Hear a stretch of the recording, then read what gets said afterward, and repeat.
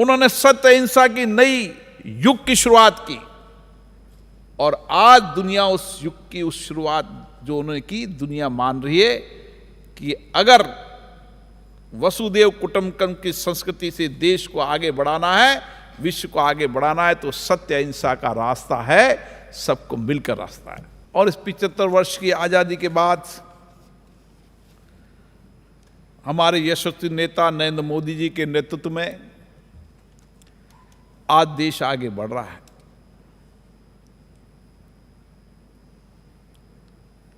जब भारत के अंदर G20 के दुनिया के राष्ट्र अध्यक्ष यहां पर आए थे, उस G20 के अंदर राष्ट्रपिता महात्मा गांधी जी की समाधि पर गए और उनको याद किया, उनके विचारों को याद किया। उन्होंने उस समय जो नया युग शुरू करने का,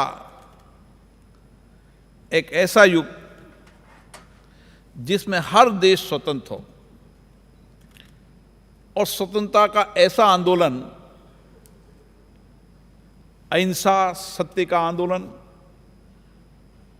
जिस पर कोई विचार नहीं कर सकता था कि अहिंसा सत्य के से हम आजादी दिला सकते हैं। स्वच्छता पर देंगे तो सारा देश, अगर इस विचारों से होगा तो देश के अंदर स्वच्छता होगी, स्वच्छ हवा होगी, प्रदूषण मुक्त भारत होगा। बदलते जलवायु परिवर्तन में हमारा क्या योगदान होना चाहिए।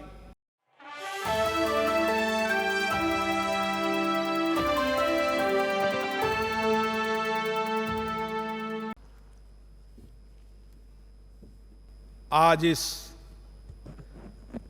संविधान सदन के अंदर हम सब, हमारे राष्ट्रपिता, विश्व के जन जन के नायक,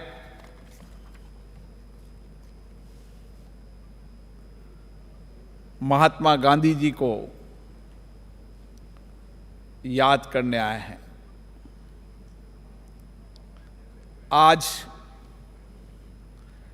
प्रखर नेता,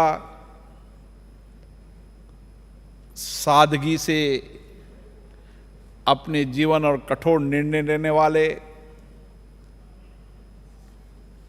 भारत के पूर्व प्रधानमंत्री लाल बहादुर शास्त्री जी की जन्म जयंती भी हम मना रहे हैं। मैं राष्ट्रपिता महात्मा गांधी जी को अपनी विनम्र पुष्पांजलि अर्पित करता हूं, लाल बहादुर शास्त्री जी को पुष्पांजलि अर्पित करता हूं। और आज मेरे सामने जो भारत का भविष्य है, जो आने वाले समय के अंदर अपने कठोर परिश्रम से, नए इनोवेशन से, नए सोच से, नए चिंतन से, आत्मविश्वास से, दृढ़ निश्चय से एक विकसित भारत बनाने का सपना पूरा करेगा। ऐसे अलग अलग प्रदेशों के मेरे नौजवान, युवक, युवतियां यहाँ पर बैठी हैं, विद्यार्थी बैठे हैं और उस जगह बैठे हैं जहाँ पर हमने आज़ादी प्राप्त की, जहाँ हमारे उन नेताओं की कर्म भूमि रही है जिन्होंने भारत को एक ऐसा संविधान दिया जहाँ न्याय भी है, समानता भी है, बंधुत्व भी है, लेकिन विश्व का सबसे बड़ा संविधान भी है। और आप जो सीटों पर बैठे हैं वहाँ ये सब महान राष्ट्र पुरुष बैठे हैं जिन्होंने यहाँ पर लंबे चिंतन, मथन, विचार विमर्श, लोकतंत्र की सहमति असहमति, विचारों की अभिव्यक्ति से संविधान का निर्माण किया। और संविधान निर्माता के साथ साथ इस केंद्रीय कक्ष के अंदर जो संविधान सभा का हिस्सा है, वहाँ पर हमने आज़ादी के बाद देश के आर्थिक सामाजिक परिवर्तन करने के लिए नियम बनाए, कानून बनाए, और आज दुनिया के अंदर भारत तेजी से बढ़ता हुआ हर क्षेत्र के अंदर दुनिया का नेतृत्व करने वाला देश बना, तो हमारे राष्ट्र पुरुषों के कारण बना। और इस 75 वर्ष की आज़ादी के बाद हमारे यशस्वी नेता नरेंद्र मोदी जी के नेतृत्व में आज देश आगे बढ़ रहा है।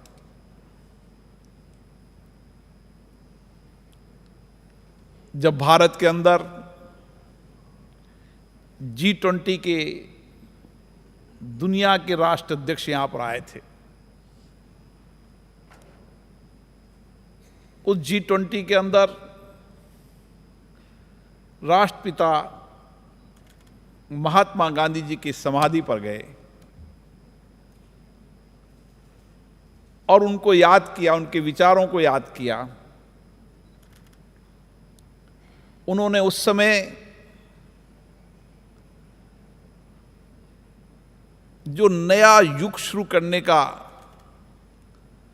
एक ऐसा युग जिसमें हर देश स्वतंत्र हो और स्वतंत्रता का ऐसा आंदोलन, अहिंसा सत्य का आंदोलन, जिस पर कोई विचार नहीं कर सकता था कि अहिंसा सत्य के से हम आज़ादी दिला सकते हैं। जब महात्मा गांधी किसी विश्वविद्यालय में गए तो लोगों ने उनसे जब चर्चा की कि हम सत्य अहिंसा पर हम आज़ादी प्राप्त करेंगे, तो लोगों ने कहा कि ऐसा प्रयोग तो दुनिया में कभी नहीं हुआ, ये नया प्रयोग है। उस नए प्रयोग से कैसे आज़ादी मिलेगी? तो उन्होंने कहा हमें नया प्रयोग करना है, नया इतिहास लिखना है, और जो नया इतिहास लिखता है वही दुनिया का नेतृत्व करेगा। और महात्मा गांधी जी ने दुनिया को बता दिया कि सत्य अहिंसा के बल पर देश की आज़ादी प्राप्त की जा सकती है। हम जब महात्मा गांधी के विचारों को, उनके दर्शन को, उनके जीवन को पढ़ते हैं, उनके जीवन दर्शन को देखते हैं, उनके जीवन के हर हिस्से से हमें नई प्रेरणा आज भी मिलती है। उनका हर प्रयोग दुनिया के अंदर आज भी प्रासंगिक है। सादगी से जीना, उच्च विचारों से जीना, नए इतिहास को बनाना, नई सोच, नई चिंतन से नए प्रयोग करना। और महात्मा गांधी जी ने जीवन में ऐसे प्रयोग किए जो दुनिया में पहले कभी नहीं हुए थे। जब बैरिस्टर थे तो कोट पहनते थे, जब आजादी की लड़ाई लड़ी तो एक कपड़े से आजादी लड़ा कर दुनिया को बता दिया कि यह भारत की ताकत है। वो भारत के परिप्रेक्ष्य से आजादी की लड़ाई लड़ी उन्होंने भारत के परिवेश को पहना, शब्दों से, वाणी से, भाषा से। कितनी बड़ी ताकत थी उन्होंने बता दिया। उन्होंने सत्य अहिंसा की नई युग की शुरुआत की, और आज दुनिया उस युग की उस शुरुआत जो उन्होंने की, दुनिया मान रही है कि अगर वसुदेव कुटुंबकम की संस्कृति से देश को आगे बढ़ाना है, विश्व को आगे बढ़ाना है, तो सत्य अहिंसा का रास्ता है, सबको मिलकर रास्ता है। और इसीलिए भारत के प्रधानमंत्री जी ने भी एक नए इतिहास का युग लिखा कि अगर दुनिया को, सब देशों को आगे बढ़ना है तो हमें वसुदेव कुटुंबकम संस्कृति से चलना पड़ेगा। हमें सीमाओं, दायरों, भाषा, से उठकर पूरे विश्व के कल्याण की चर्चा करनी होगी, सामूहिकता से काम करना होगा, मिलकर काम करना होगा। हर चुनौतियों, हर आपदा, हर संकट किसी भी देश पर आए, सामूहिकता से उस चुनौती आपदा में सारा विश्व साथ में खड़ा रहे। और ये आज नई शुरुआत हुई है, दुनिया जब उस एजेंडे पर चलने लगी है। इसी एजेंडे पर दुनिया की लोकतांत्रिक चुनी हुई सरकारें जिन एजेंडों पे चल रही है, ऐसी लोकतांत्रिक संस्थाओं की जिम्मेदारी बन जाती है कि उन लोकतांत्रिक संस्थाओं में इसी परिप्रेक्ष्य पर चर्चा हो। वसुदेव कुटुंबकम संस्कृति पर चर्चा हो, एक पृथ्वी, एक परिवार, एक भविष्य की चर्चा हो, और हमारी संसदों के अंदर जो चर्चा हो वो सामूहिकता से हो, विश्वव्यापी हो, विश्व के कल्याण की हो। हर देश के अंदर उनकी संसदें चर्चा करे तो किस तरीके से हम विश्व के अंदर कल्याण कर सकते हैं, किस तरीके से विश्व की चुनौतियों का समाधान कर सकते हैं। हमारी संसदें किसी के आरोप प्रत्यारोप, किसी कटु आलोचना का केंद्र नहीं होना चाहिए। हमारी संसदें लोकतंत्र की नई दिशा देने के होना चाहिए कि हर संसद, हर देश चर्चा करे तो विश्वव्यापी समस्याएं, चुनौतियां, आपदा और जो देश हमारे से पीछे रह गए उनमें हम किस तरीके से मदद कर या नए सोच से, चिंतन से नई दिशा देकर उसका भी आर्थिक सामाजिक कल्याण करे, इस हमारे विषय का केंद्र बिंदु होना चाहिए। और मुझे आशा है कि मेरे नौजवान आज P20 पर चर्चा कर रहे हैं, P20 के विषय पर अपने अपने विचार व्यक्त कर रहे हैं। महात्मा गांधी जी के विचारों को किस तरीके से उन्होंने विश्वव्यापी विचार दिए थे, उसकी लोकतंत्र पर विचार दिए थे, समाज के अंतिम व्यक्ति के जीवन को बदलने के लिए, मानव केंद्रितकरण योजना बनाने के लिए। और उनका एक एक विषय जब महात्मा गांधी जी को आप पढ़ोगे तो उन्होंने कहा था कोई एक विषय उठा लो, हर विषय। अभी 1 अक्टूबर से हमने स्वच्छता का अभियान शुरू किया। अब इतने बड़े देश के अंदर अगर मैं स्वच्छ रखना है, स्वच्छ पानी हो, स्वच्छ हवा हो, स्वच्छ हो, तो कौन करेगा? सामूहिकता से करेंगे। इसलिए महात्मा गांधी जी ने खुद ने पहले अपने जीवन के अंदर स्वच्छता अपनाई, तब देश को संदेश देने का काम किया। जब हम रोज अपनी क्लास में जाएंगे, घर पे जाएंगे और 1 घंटा हम स्वच्छता पर देंगे तो सारा देश अगर इस विचारों से होगा तो देश के अंदर स्वच्छता होगी, स्वच्छ हवा होगी, प्रदूषण मुक्त भारत होगा। बदलते जलवायु परिवर्तन में हमारा क्या योगदान होना चाहिए, हमारी लाइफ स्टाइल कैसी होनी चाहिए,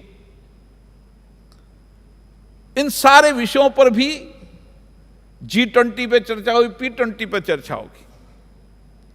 और इसीलिए मैं आपसे यही आग्रह करने आया हूं कि आप भारत के भविष्य हो, और मैं देख रहा हूं मेरे भारत का भविष्य आत्मविश्वासी है, आकांक्षी है, बदलते भारत की तस्वीर देख रहा है। और जब आप 40 साल के होंगे,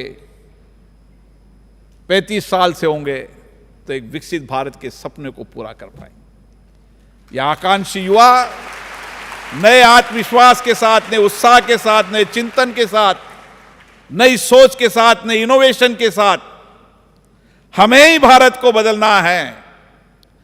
हम ही विकसित भारत के संकल्प को पूरा करेंगे। हम हमारी विरासत को भी याद करेंगे, वर्तमान को भी करेंगे, आधुनिकता का भी नया युग शुरू करेंगे। यह जिम्मेदारी हमारी है। आज जब इस कर्तव्य भाव से हम यहां से जाएंगे, जो हमारे आजादी के आंदोलन, आजादी के बाद देश के नवनिर्माण की कर्मभूमि रही है, उस कर्मभूमि का संदेश यहां से लेकर जाएं और नए भारत, विकसित भारत, सबका भारत, सबके कल्याण करने वाले भारत की परिकल्पना लेकर जाएं।